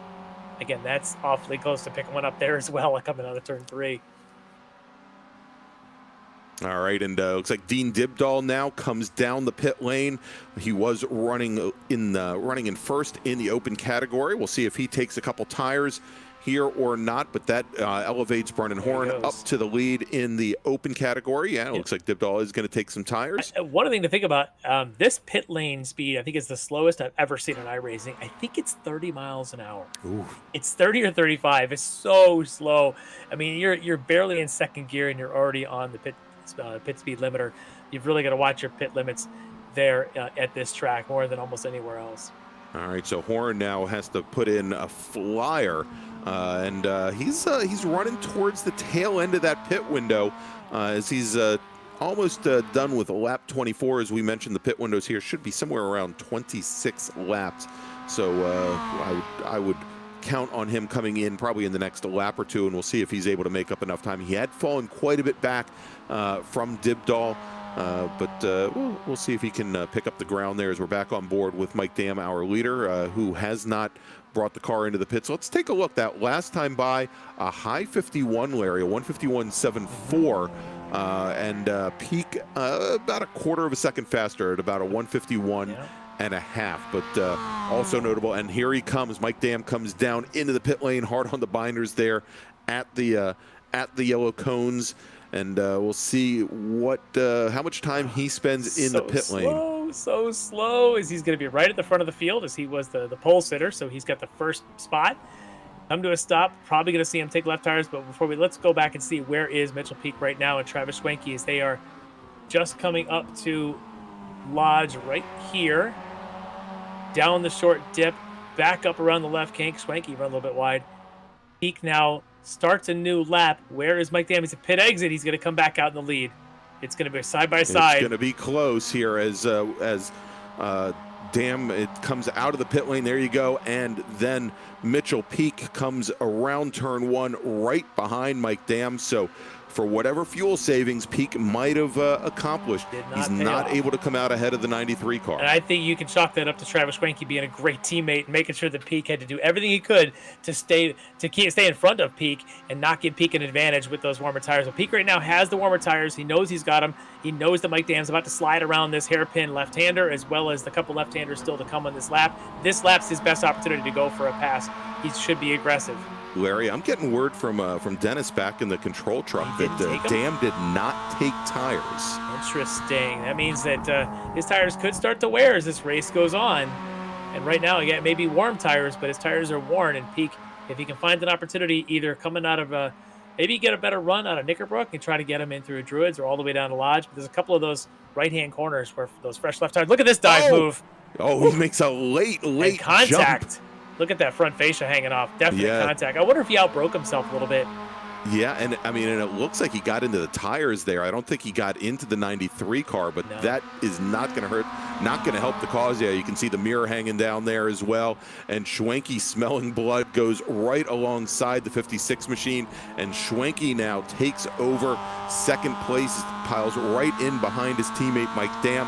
The two Orion Racing machines there sitting up at the front of the field once again. And Peak, who things had looked so good for with that late jump to try and get around Dam going into Hislops, and just couldn't get it done. Let's take a look at the replay here and see exactly I'm really what happened. curious to watch Peak, the second car line here. I think what it was, he broke way too late. Yes. He dove to the inside just to avoid rolling into the back of Mike Dam. Unfortunately for him, we talked about those giant, 10,000-pound tire barriers that do not move, and Peak just clipped one of them there going into that second chicane. And right now for him, we talked earlier about you just wanted to not lose a third place finish for this top 3. You don't want to throw that away. He's got 13 minutes to limp around this place, and there's going to be a very hungry, you'll have Dibdall and Brennan Horn for they're not pro class, they're open class. Maybe even a Jeff Jacobs from pro class could come up and steal a spot away for Peak if his pace really falls off. Yeah, and we can see here where Jacobs is somewhere around, about 30 seconds back, 36, right? Actually closer to 40 seconds, I guess, back from Peak at least, with both Dibdall and Horn ahead of him. Might be a bit of a challenge to get up there, but again, 13 minutes or now 12 minutes remaining. It might be just a case of damage control. Remember that Mitchell Peak currently is your leader in the championship and was only leading John Allen, who's not here tonight, by 2 points, but just 10 points ahead of Mike Dam. Yeah, this is that opportunity lost. In fact, you're looking at his speeds right now. I'm kind of looking at the speed tracker. He's about 20 miles an hour slower than the guys in front of him. A good 15 than Dam and Schwenke. And that's going to cost him in lap times. You watch next time by, he's going to come through. His lap time's probably going to be like a 1:57 or so. And you look at what the times that Jacob's doing at a 1:51, 6 seconds a lap. We got 12 minutes to go. 6 laps, that puts him right about 36 seconds that he could gain on him, and right now he's 38 seconds back. So do not be surprised if we've got Jacobs battling for the podium here at the end of this race if Peak's pace is that far off. And Larry, as strong as Mitchell Peak looked early in the race and how stable that car was, even coming out of Lodge, going in through what they call Deer Leap, that last little hump onto the front straight, that car was just wandering all over the place. It has got to be a handful for Mitchell Peak here. Yeah, it is. So anyway, let's get back up to this battle, which is the Brennan Horn and Dean Dibdall battle. Horn had his troubles earlier. It looks like he's now got Dibdall in his sights. Yeah, and as he is just about 1.1 seconds back, about 4 car lengths back, he's just in the edges of the draft there. Again, not a lot of long straights here at Oulton Park, but we've seen already in some cases, with good exit speed and a good run out of the first chicane and down Hilltop, you can definitely make up a lot of ground. I was taking a look, Larry, very quickly at the points payouts in the Classic Sprint Series, and first place garners 35 points, second 32 points, third 30 points, so about a 5-point spread between first and third. And of course, we know that Mike Dam, our pole sitter, picked up a point for being on the pole as well. And so suddenly that 10-point spread coming into the evening that Mitchell Peak had over Mike Dam getting very, very small. It will definitely be shrinking, unfortunately, for Dam. But Dam also knows that John Allen's not running tonight. So that's going to able to help him at least keep ahead of him for the one night. But the battle I really want to be watching is going to be that battle there in the open class, watching that Dibdall and battle with Horn. Remember going back to Hockenheim a couple rounds ago, those guys had a great battle through the closing stages of that race, ended up with Horn just ahead of Dibdall. I think Horn wants to make sure that he keeps this young Dibdall behind him, and he's got to work to catch him because Dibdall right now would like to reverse that fortunes from Hockenheim and try and take it here. Wow, crazy on the braking. Yeah, that car was on edge right there. And Larry, I was even thinking back to the very first round at Interlagos where the two came together. I believe at turn 7, if I remember correctly, and I think both went on to recover, and I think Dibdall ended up finishing. I think Dibdall actually ran out of fuel on the last lap, and Horn took the win. But they have been at each other pretty much every time Dibdall has been on track, and he hasn't been here for every race this season. But it's been a real tough fight between those two drivers, and we'll see how things play out here as we're now under 10 minutes now, just about 8 minutes remaining in this 1 hour battle of attrition at this point as we look at the 56 of Mitchell Peak now, and Peak is now fallen 13 seconds back from our leaders, and again he's just kind of hanging on there, but I think he's had some good luck that it looks like perhaps Jacobs has I don't know if he's had an issue or look not. at But he's sitting lap about times. 38. He's still sitting about 38 seconds plus back from peak. Yeah, I think that plus 38 may not be. I think that plus 38 is to Mike Dam. Mike Dam. Yes, I think it's more like about 23, about 24 seconds. Yeah. Because look at the lap times. Jacob's doing mid 52, 52.3 last time by. Peak 56.3 last time by. So 4 seconds gained. And for Peak, he's just watching that overall clock of the race saying, come on, tick faster, tick faster. We got to get this thing over with, as we get a good shot here of Chris Thorman, who's had his issues today. Just ahead of Greg Brockway there behind him. Thorman, remember, started this race up in 4th, if I'm not mistaken. Yeah, had that early spin. Yeah, had that early. Had the early spin coming through Shell's Oil corner, and ended up putting that car around, and fell all the way back to 14th overall. But he's now up 7th overall, just 5th in the pro class. And let's see how far back he's. Looks like he is about 15 seconds back from Jeff Jacobs at this point, with again just about 6.5 minutes remaining. It's a good bit of a salvage run for Thorman to get back up, at least to run in where the rest of the pro class drivers are, but not where he expected when that green flag dropped, about 55 minutes ago. So unfortunately for him, not going to be up on that podium. But I'm not sure Mitchell Peak, as we're looking at him right now, I don't know if he's going to end up on the podium, but the way that car is just clinging together, somebody get that man a roll of duct tape to get that right side mirror. Yes, right side mirror, and it looks. I'm still waiting for the bumper cap to fall off there. Yeah, he looks like a Rocky going up against the big Russian right now. He's just got the whole right side of his face just falling off, but he's clinging to it. He's hanging on to it, hoping for to still see that podium come the end of this race. But he just picked up, I think, another 1X there coming off of that corner, and those start to add up. We know he's already picked up a 4X from clobbering that tire barrier of the chicane. So don't be surprised if we see more of those penalties served here before the night's over. Yeah, with a couple minutes left, I would be very interested to see, as we just saw Schwenke drive off course there, it looked like for a moment, to see where at least he stands. I think Dam has run a little bit cleaner race, but Schwenke, as he was trying to hold off Mitchell Peak early on, we had a lot of times when he went off track. It would be one heck of a shocker to see him have to take a drive-through before this race ends. Yeah, and again, as we got just a couple of laps to go here, maybe 3 laps to go, if you're seeing your incident count at 18 and at 19, you've got to be extra cautious to not to tick over that edge. But looking at Schwenke here, he really is quick. I don't know if he would really make a move on Mike Dam, but certainly if Dam puts a tire wrong, Schwenke's right there to pounce before this race is over. Yeah, and as you're watching this, and it looks like, a tale of two races, as neither of these drivers took a second set of tires. But the difference between pre-pit stop, where you could see that Schwenke was basically playing the wingman, and now he's maybe looking at least a little bit more aggressive. Again, like you, I don't know if he would attempt to pass on his teammate there. But, he certainly seems to have a stronger car underneath him right now than Mike Dam. And some of that also, I want to, make it sound like Mike Dam is driving a bad race. But sometimes when you're the second car, and apparently it's a lot easier to hit your marks. It's a lot easier to look like the faster car, because you could just turn in when that guy does. You can have a bad corner made up by a draft that pulls you up.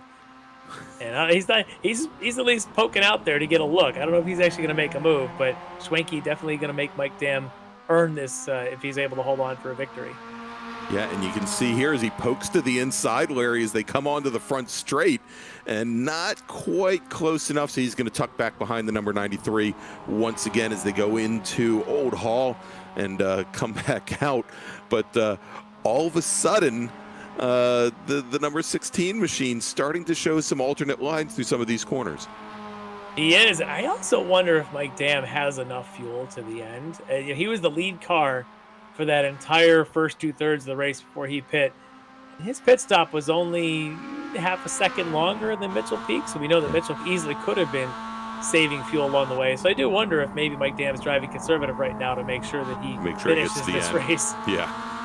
So it'll be interesting. Their laps are fast. They just turned to 51.7, 51.6 for Schwenke and Dam. So it's not like they've fallen off their pace by any means. But Schwenke right now is just at least taking advantage of being in the draft. and looking like the part of somebody who wants to make a pass. Now let's see here as they come over hilltop and come down the hill. Not going to make it here. Not yet. One tire wrong for Dam. Oh, what? Gotta love that. Sim. Wow, and it looks like a self-repair there. That was yes. That's pretty and I don't slick. think they've got the self-repairing mod turned on. By the way, that is now a function you can put into league racing is instant repairs, and it's fascinating to do it, to clobber a wall and have your car drive away. That is not what just happened. That's what they call like classic net code, where your computer thinks something happened and the other computer back at the iRacing headquarters said, no, it didn't really happen that way. We're going to put the car back.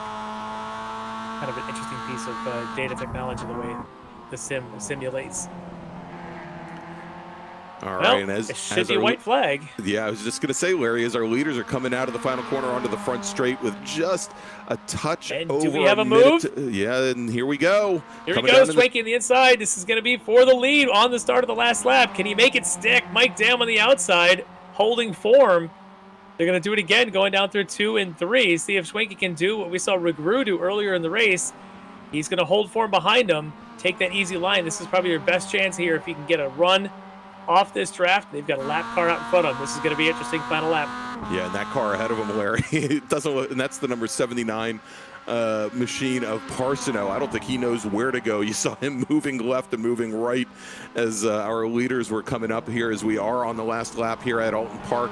And if there was any question as to whether or not Schwenke would try to take the win, I think that that question has been put to bed now.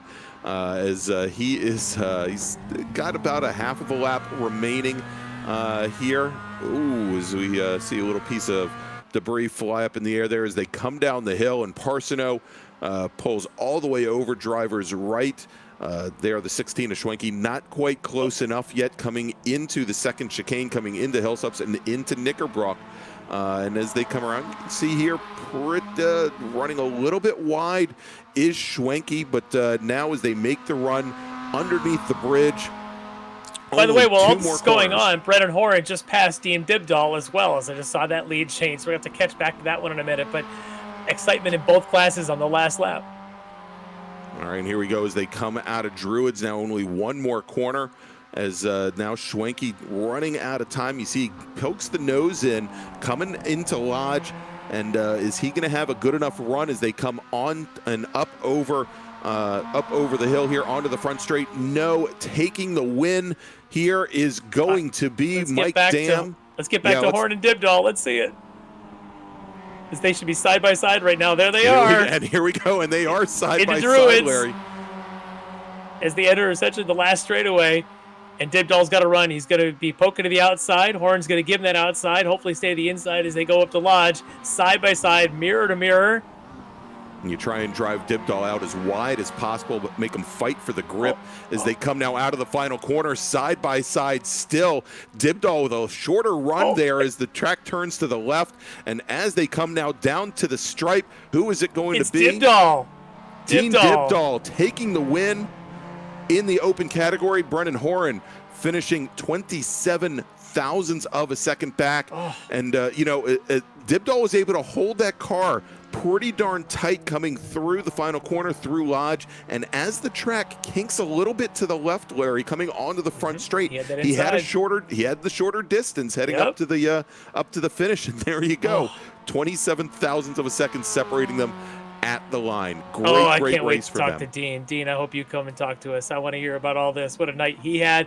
Brennan Horan, he's still going to be leading in the open class points, but tonight was all about these two just going mano a mano for the whole race. They each had their issues, but in the end, Dibdahl in that class taking the win. And of course, out front, Mike Dam holding off a hard-charging Schwenke to take the win there. Mitchell Peak hanging on for the podium. What a race.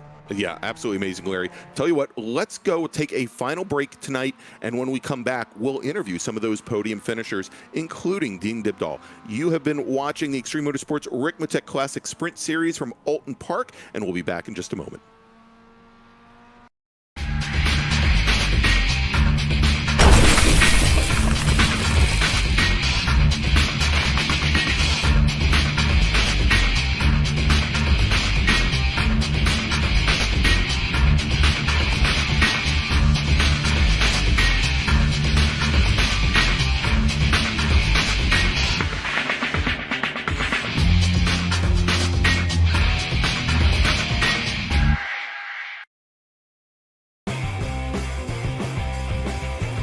Ricmotech high-performance sim racing equipment. Whether you're just looking to have fun, train for race day, or become a serious esports competitor, Ricmotech has you covered. Hundreds of name brand parts. Support from experts that love sim racing. Trusted by the pros. There's only one place to go, Ricmotech.com.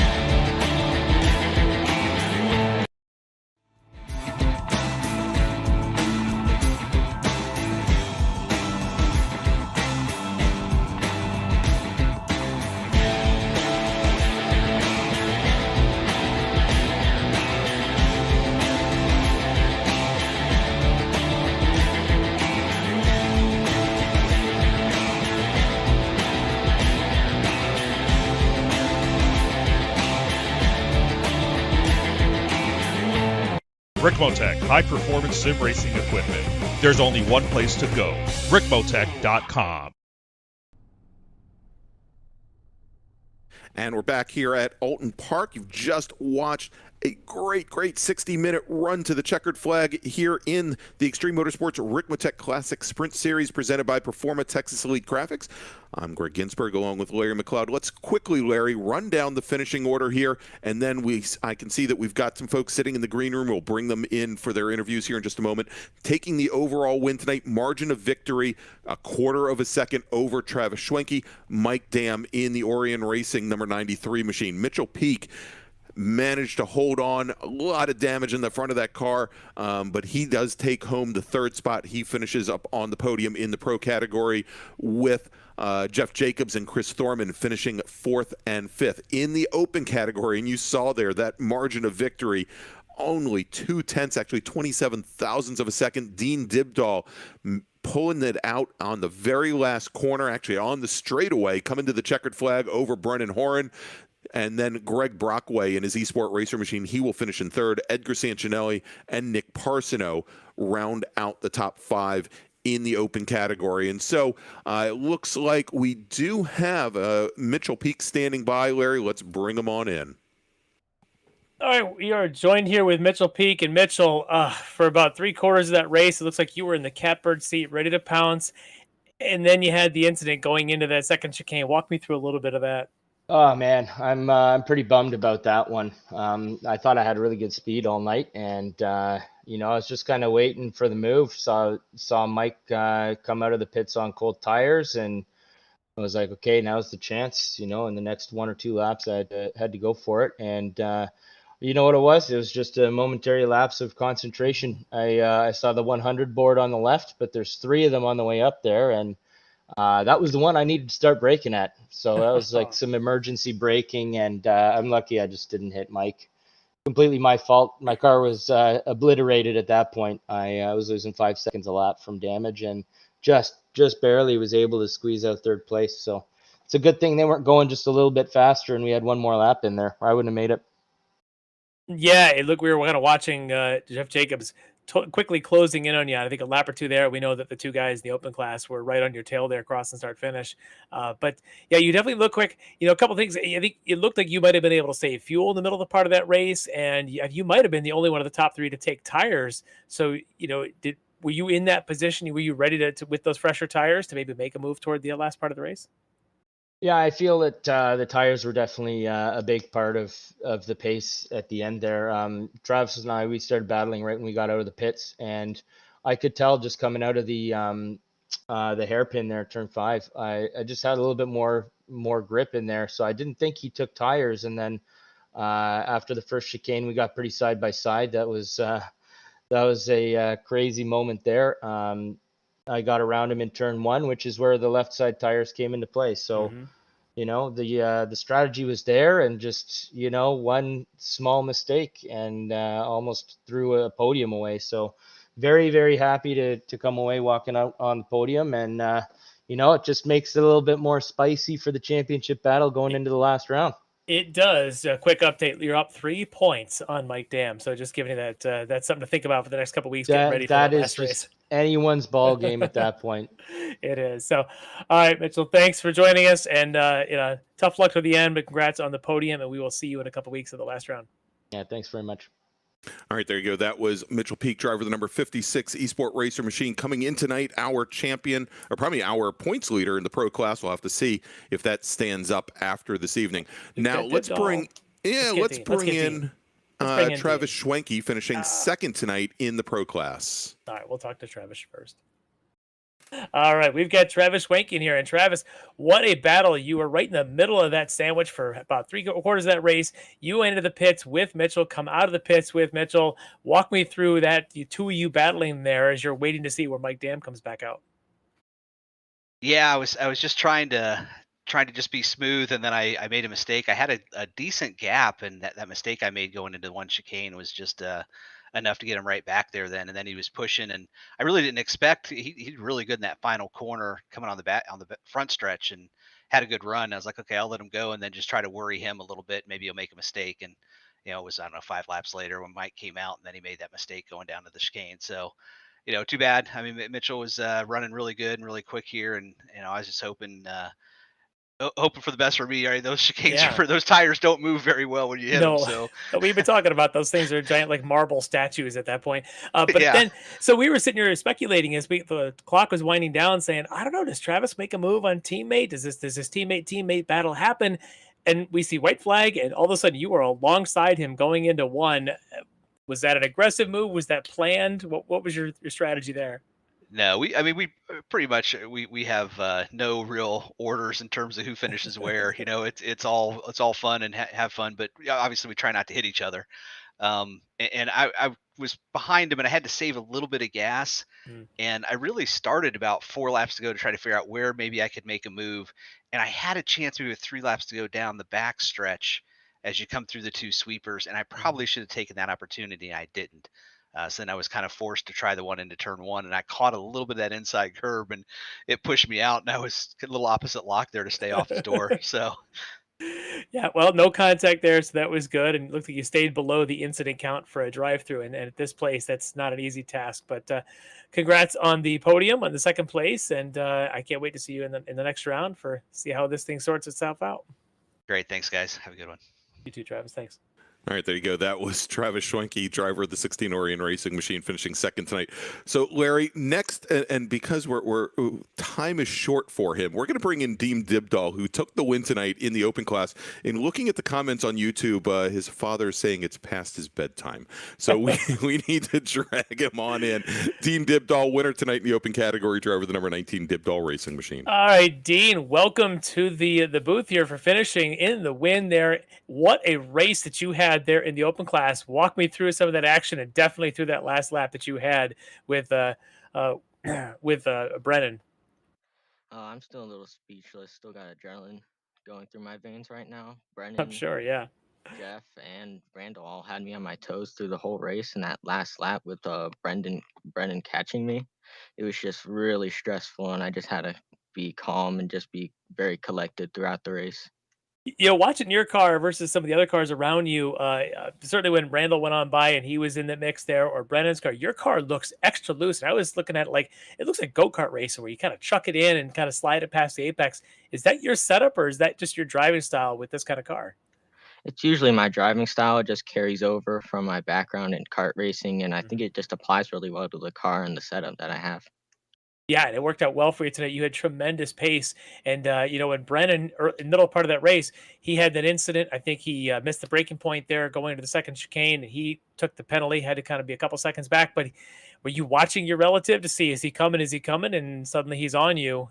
Were you ready to just save anything in the car for that last lap, or were you just kind of holding on? I was just locked onto my relative the whole race. I was just focused on the apexes and just watching the seconds just come down and down until he's like a second behind me. And then I start to worry a little bit. Yeah, well, it didn't appear to be worrying from the outside. You looked like you had it totally under control all the way through the outside line, through the last corner. And taking yourself right up to taking the victory there in the open class. So, Dean, I got to ask, who do you want to thank for tonight's victory? I'd like to thank Sane Bummy Motorsports, and I'd like to thank my family just for supporting me throughout my career. That's awesome. Great family behind you. We know that you do a lot of analog racing as well as the digital stuff. And congrats on the win tonight. And looking forward to seeing you in the next round. Thank you. All right, there you go. Dean Dibdahl, our open category winner tonight in the number 19 Dibdahl Racing Machine. So, Larry, one man left to bring in. That is Mike Dam, driver of the number 93 Orion Racing Machine, our overall winner tonight. Mike Dam is with us. And, Mike, I got to ask, does your rearview mirror just have like a burned-in image of either Mitchell or Travis there behind you? Because it seemed like the entire race you had someone just glaring you down. Absolutely. Like, it might as well have just been a picture or something. But, yeah, kind of have nightmares after that. But no, just a very grueling race. Very tough to lead, especially with, 33 times through both those chicanes. Definitely wrecked a couple times in practice, so I was kind of nervous, but I made it through. So, yeah, well, we saw those chicanes take out Travis there with about 6-7 laps to go, and he lost, or Travis, sorry, Mitchell, and yeah. He lost his pace from there. But you, when he was gone, it wasn't just your race to win. Travis really pressured you quite a bit, didn't he? Yeah, absolutely. He had the pace to win it as well. For sure, he was quicker through the last sector of the track. He would gain at least 2/10 on me. So he definitely had a chance there, and as you can see, he made a move into turn one. But it's also very hard to pass here with the chicanes in there, because that would normally be your spot, is up the back straight. So yeah, this place is just notorious for that. Really, only time you get by someone is making a mistake, but it doesn't take the pressure off if you're in the lead there, knowing that it's an hour long. You got to do a pit stop. You got to save something. But tonight you seem to manage to save a little bit just for the end, to hold off a hard charging teammate there and Travis Schwenke and to come away with the victory. And it's only your second victory of the season, but you've got yourself, I've been looking at the updated points. You're just 3 points behind Mitchell now for the overall lead in the pro class with just another round to go. So, are you excited, nervous? Are you just hoping for a victory in the last round to clinch this thing? What's your thoughts? yeah, I was kind of had an eye on the points before the round, and I knew it was really tight with the drop weeks in there. It was going to be like within a few points. So I definitely haven't been the best with bonus points this season, so that's probably my downfall. But yeah, it's going to kind of be a last event sort of deal, so that's going to be fun. Yeah, I'm so looking forward to it and seeing how this thing plays out in the final round. But tonight, the victory is yours. Or anybody you'd like to thank for tonight? Just all the guys who race in the league and make it possible. The guys at the Ryan race team. The admins, Kevin and Jeff, for putting this on, and you guys for broadcasting. Thank you. Thank you, Mike, and congrats again on the victory, and cannot wait until this next round to see how this thing plays out. All right, thanks, guys. All right, there you go. Mike Dam, your winner tonight in the number 93 Orion Racing entry. And Larry, I'll tell you. That was a fun one. I'm gobsmacked between the two finishes tonight for both the pro category and the open category. Some of the best racing we've seen all season. And, in your interview with Mike, it kind of reminded me we've only got one more round to go. Yeah. This season. It has definitely gone by quickly. So everybody, if you like what you've watched tonight, please go ahead and give us a thumbs up there on YouTube if you're watching us there, and definitely subscribe to Apex Racing TV. That way you can get notified about all the great racing, much like we had here tonight. Apex Racing TV, it's got event upon event upon event all week long from all around the world, from road racing to circle track racing, you name it. Definitely great thing if you go ahead and subscribe there. All right, so let's take a look. As we mentioned, we've got that finale coming up next for the Classic Sprint Series. So let's take a look at our events upcoming. Next week, next Monday night, we talked about it a little bit earlier, the Lambo Trophy Series. We're going to have round 3 at Road America. Now, this is our fixed setup series, single mark series with the Lamborghini GT3 Evo, and we are still accepting entries. And as I mentioned before, it is a great opportunity, great prize package. We're going to be giving away 5 hot laps in a Lamborghini Gallardo, and I did verify it is at Las Vegas Motor Speedway. So head on over to extrememotorsports99.com, and you can sign up there. Then in 2 weeks, October 4th, it is going to be the finale of the Classic Sprint Series. We're heading to the old country. We're heading to Imola, and that is where our Mazda MX-5 drivers will wrap things up for this season. And then finally, October 11th, Monday night, October 11th, the Ricmotech World Challenge heads to Japan. It's going to be Suzuka for round 3. You definitely don't want to miss it.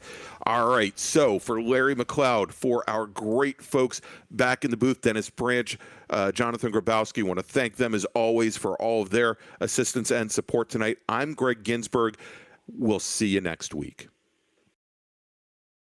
Ricmotech, high-performance sim racing equipment. There's only one place to go, ricmotech.com.